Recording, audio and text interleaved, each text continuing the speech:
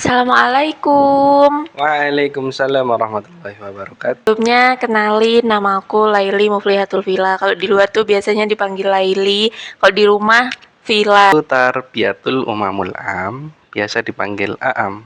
Kita mau cerita tentang perjalanan kita mulai dari kenal sampai sekarang di usia 3 tahun pernikahan.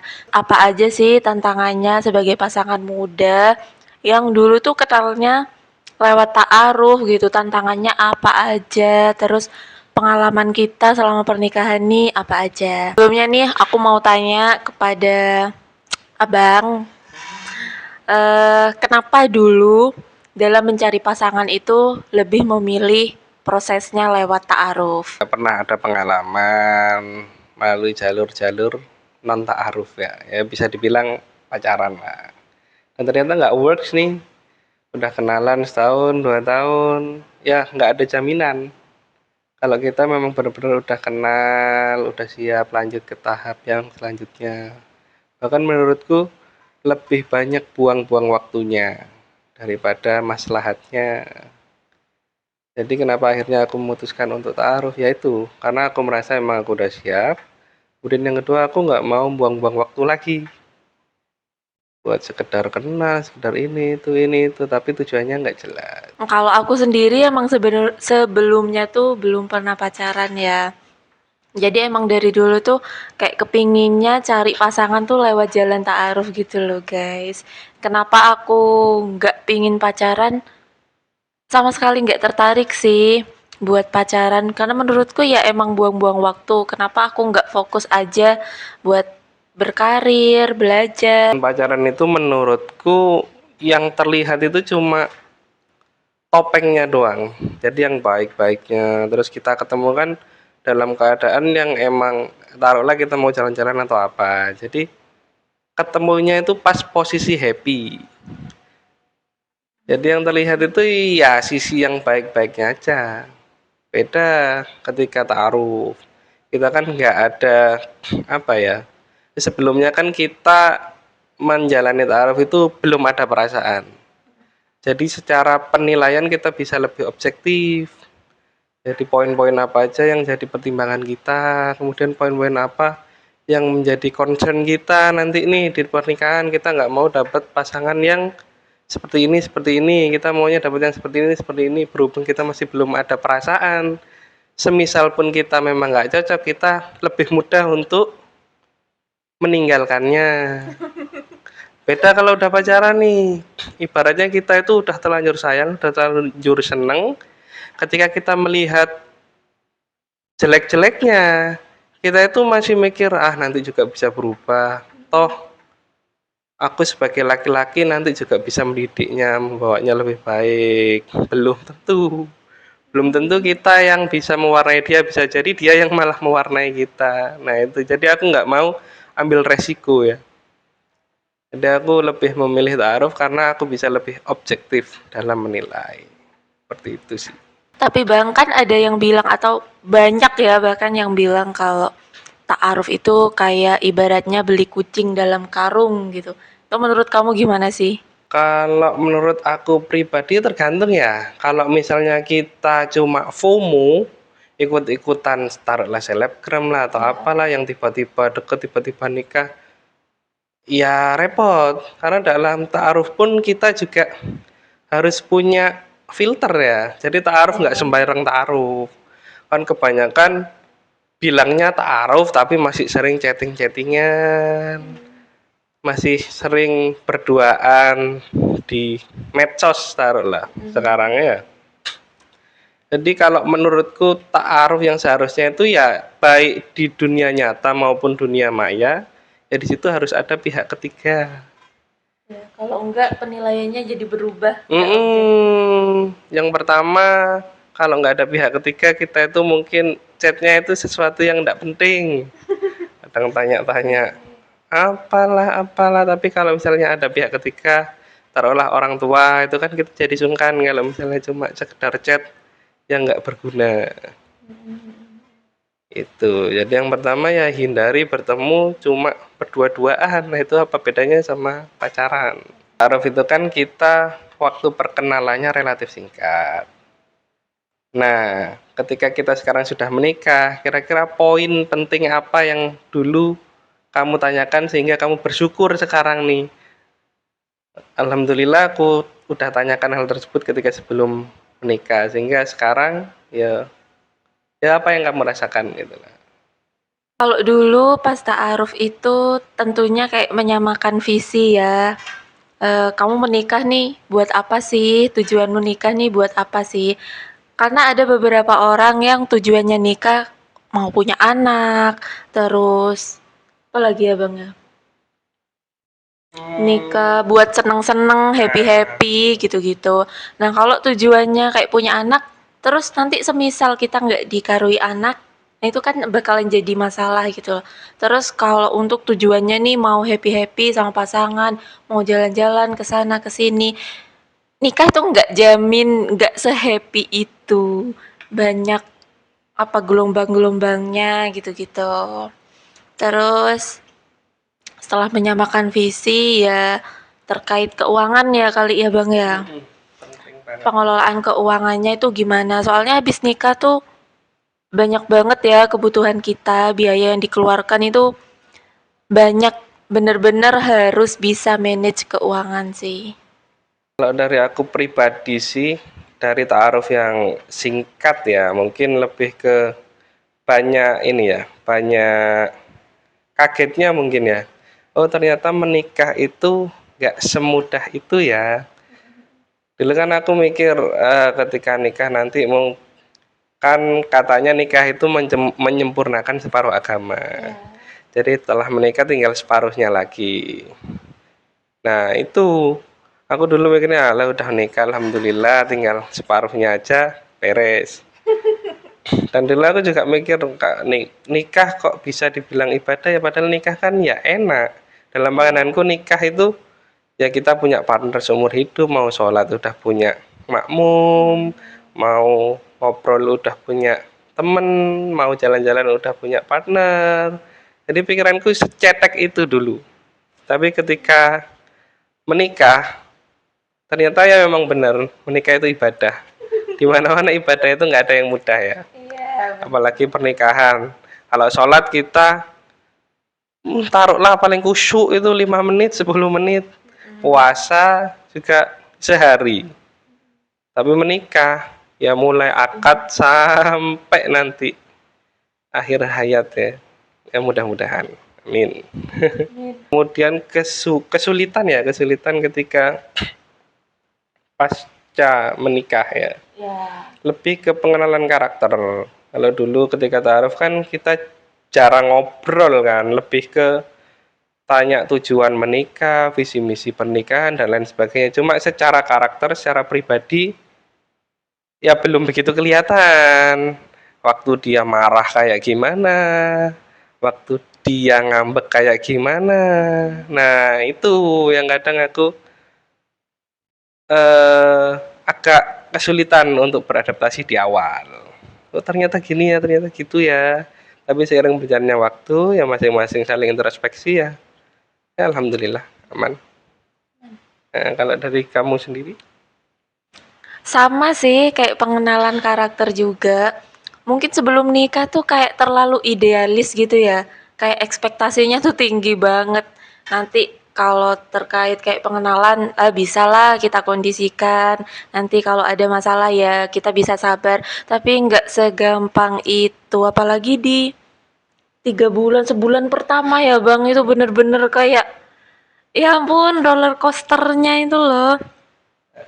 Kayak aku tuh maunya kayak gini, ternyata si suami salah tangkep, salah paham. Kayak kalau perempuan itu kan kalau ada masalah kadang nggak bisa langsung cerita gitu loh. Di pasangan atau suami itu kepinginnya kalau ada masalah langsung cerita.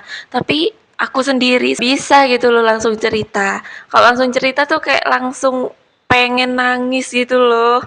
Jadinya lebih ke diem dulu. Dan akhirnya kita pun bertengkar. Terus,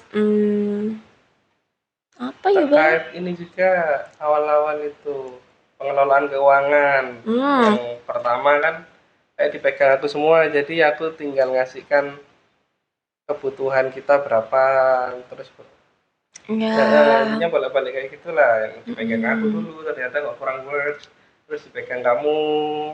Tapi sebelumnya terkait ini enggak sih, pasca acara pernikahan itu enggak sih? Hmm, Kayak tabungan, iya bener sih, acara pernikahan itu kayak menguras tabungan banget. Hampir ya, separuh dari tabungan, oh, bahkan 3/4 dari tabungan iya, ya itu tuh terkuras. Ya balik lagi ya kayak keinginan keluarga acara pernikahan seperti ini. Kita nggak mau bantu tuh kayak gimana gitu loh. Belum lagi mikirin soal nanti pasca menikahnya mau tinggal di mana, terus kayak perabot-perabot itu kan kita harus beli ya, perabot-perabot kecil tuh harus beli. Jadi tuh bener-bener kayak struggle banget sih di awal. Keuangan tuh bener-bener tabungan menipis. Terus pengelolaan keuangannya juga. Karena sebelumnya emang kita nggak terlalu intens ngobrolin pengelolaan keuangan ya Bang. Cuman cukup tahu penghasilan gajinya kamu berapa, berapa, cara kamu ngelola keuangannya gimana, kayak gitu-gitu. punya utang apa enggak. Punya utang apa enggak. Tapi setelah nikah tuh kayak bingung nih siapa yang mau ngatur keuangan, mau suami atau istri gitu. Dan kita juga sempet gonta-ganti ya, kamu yang ngatur untuk uang belanja, aku yang ngatur. Terus akhirnya di bulan depannya ganti lagi, oh aku yang ngatur gini gini gini. Terkait keuangan di awal itu, ya pertama kan aku memposisikan diri sebagai kepala keluarga, sebagai koam ya, sebagai ya intinya sebagai pemimpin lah. Jadi aku kira oh ya oke lah istriku cukup aku kasih sepersekian dari gajiku yang mana itu cukup untuk operasional kita sehari-hari. Cuma struggle-nya yang namanya laki-laki itu kan secara apa ya secara lahiriah itu mentalnya kan mental provider. Jadi ketika keuangan full suami yang pegang, eh, si istri itu merasa seolah-olah uang itu nggak habis-habis. Jadi kadang, ayo bang kita jajan ke sini, ayo bang kita jajan ke situ. Sementara aku mau bilang nggak ada uang sebagai laki-laki itu gengsi ya. Jadi kadang itu pengeluaran malah makin membengkak. Ya, Itu. soalnya dari soalnya dari si istri juga kan nggak tahu ya keuangannya itu kan ada di suami. Jadi aku pikir oh ada terus nih uangnya. Ya udah ayo kita ajak jajan gitu. Jadi ya daripada aku nanti bingung ya gimana cara nolaknya nanti dikira aku suami yang pelit.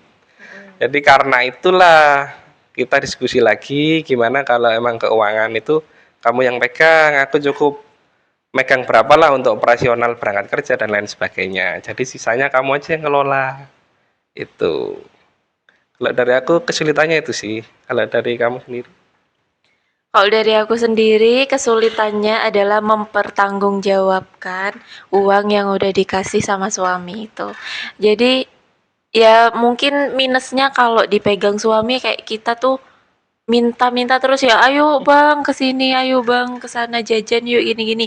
Tapi kalau pas dipegang istri tuh kayak kita bertanggung jawab gitu loh sama uang yang dititipin suami ke kita. Kayak lebih bijak, belajar lebih bijak lagi sih ngelola keuangannya. Terus ya lebih hemat juga ya, soalnya kan dari kita juga tahu nih oh uangnya tinggal segini. Jadi kalau mau ngajak ke sini lu tapi uangnya udah tinggal segini, Bang.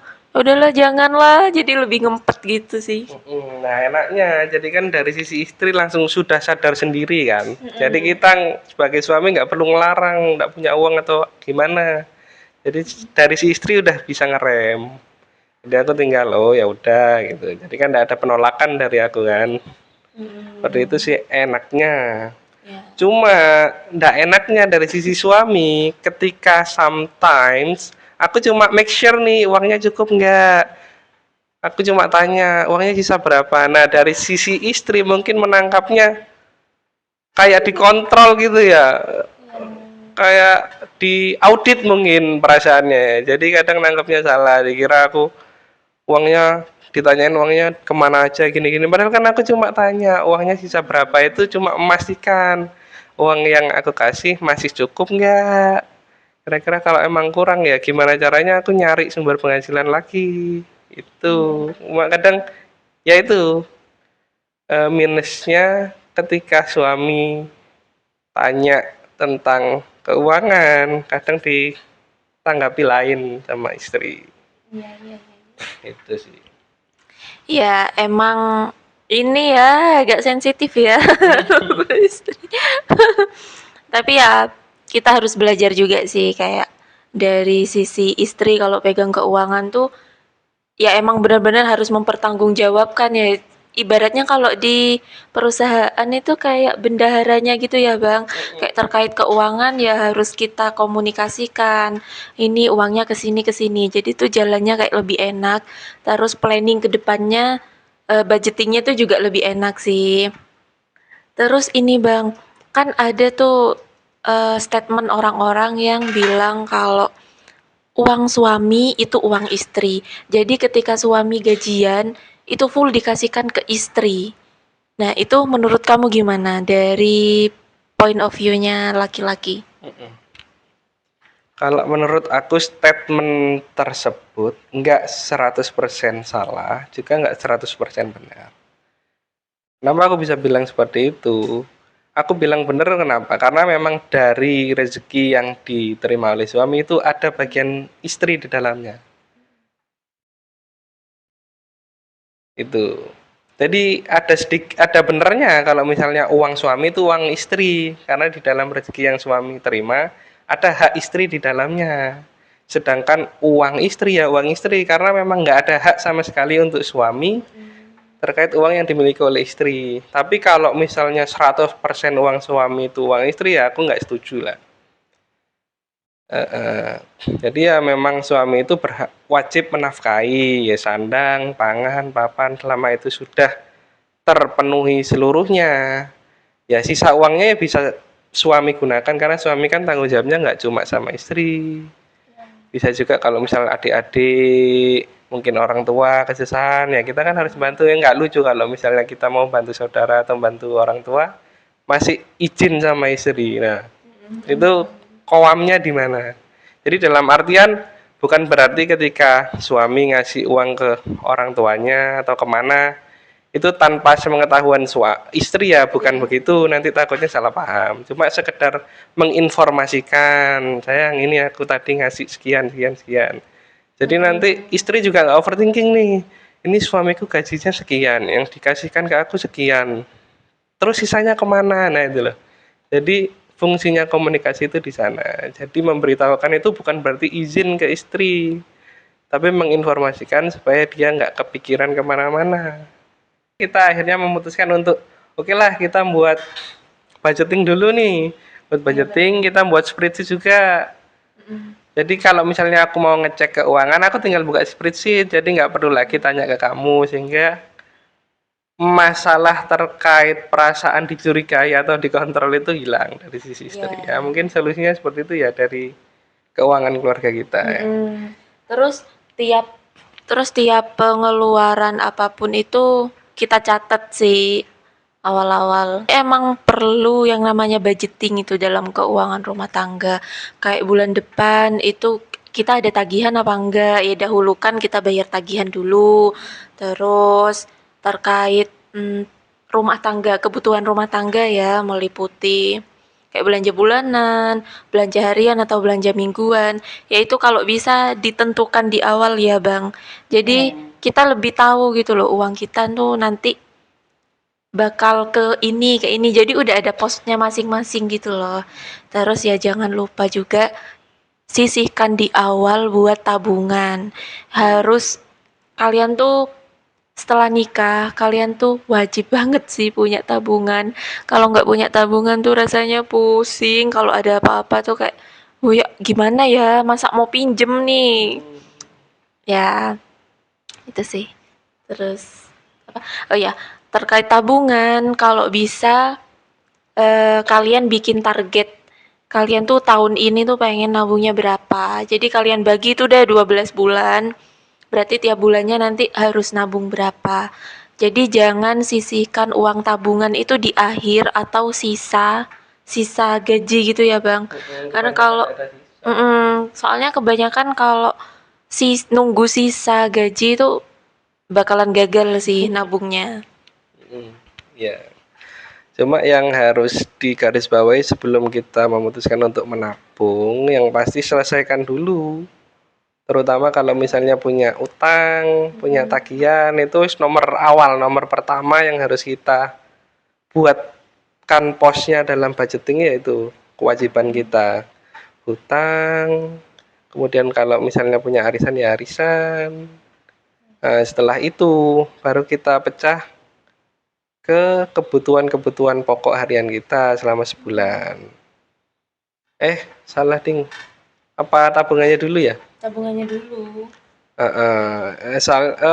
Sebelum kita budgeting kan kita awalnya belum tahu kan kebutuhan rumah tangga itu sebelum butuh berapa sih. Jadi di awal itu kita catat semua pengeluaran, termasuk pengeluaran terkecil kayak sekedar parkir atau jajan-jajan di warung, itu kita catat semuanya. Jadi sebulan pertama itu kita tahu nih kebutuhan kita selama sebulan itu berapa, yang wajib pasti keluar itu berapa, kemudian yang jajan-jajan perintilan kecil-kecil itu berapa. Jadi di bulan kedua kita udah punya kantong-kantong pengeluaran nih.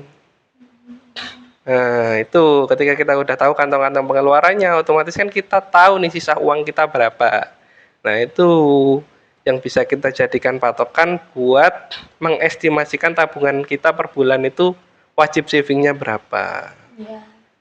Itu sih. Jadi kedepannya itu udah enak. Jadi kita nggak perlu lagi nyatet sampai sedetail itu, sampai uang parkir pun dicatat. Jadi kedepannya kan kita udah ada posnya nih. Mungkin untuk pos transportasi itu meliputi apa aja. Bisa beli BBM, bisa bayar parkir dan lain sebagainya.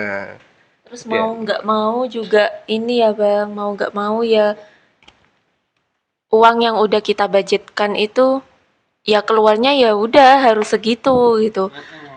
Jadi jangan sampai boncos di belakang. Kalaupun memang ternyata sewaktu-waktu pengeluaran kita itu melebihi daripada apa yang kita budgetkan, nah kita kan di situ punya tabungan. Lah disitulah fungsinya tabungan. Kita hutang dulu ke tabungan. Jadi bahasanya tuh hutang. Bulan depan ketika gajian ya harus dibayar. Itu. Jadi kita tetap utangnya itu tetap pada tabungan kita sendiri, bukan ke orang lain. Nah, itu Enaknya pentingnya gitu ada ya. tabungan. Nah, kalau tabungan kita itu dirasa udah bisa apa ya, nge-backup lah kebutuhan kita 1, 2 atau bahkan 6 bulan ke depan, barulah kita bisa melangkah ke step selanjutnya. Mungkin kita mau investasi, nanti ya mau liburan, mau apa, intinya dana minimal itu 2 sampai 6 kali kebutuhan bulanan kita udah terkumpul, jadi kita bisa gunakan sisanya itu biar uang itu bekerja. Jadi nggak kita tidurkan uang itu. Entah bisa kamu taruh di saham, tentunya kalau terkait saham sebagai seorang muslim kita harus lebih ngefilter ya, terutama saham-saham yang tidak ada apa namanya hutang bank di dalamnya, atau saham-saham yang memang saham syariah. Itu sih. Mungkin itu dulu ya obrolan kita hari ini. Ya semoga kedepannya kita bisa lebih banyak lagi waktu buat sharing cerita tentang pengalaman kita sebagai pasangan muda yang memang memulai semuanya dari nol. Dari nol. Ya, harapanku sih ini bisa jadi pembelajaran buat teman-teman yang mau menikah, terus bisa juga jadi Pelajaran buat kita nih, supaya komunikasinya lebih baik lagi. ya ini aku bikin konten seperti ini ya karena aku kepingin sekalian ini tuh jadi deep talk antara aku dan suami, juga jadi pelajaran buat kalian. Semoga selanjutnya aku bisa bikin konten yang bermanfaat lebih banyak lagi ya Bang. Dan terima kasih. Assalamualaikum. Waalaikumsalam warahmatullahi wabarakatuh.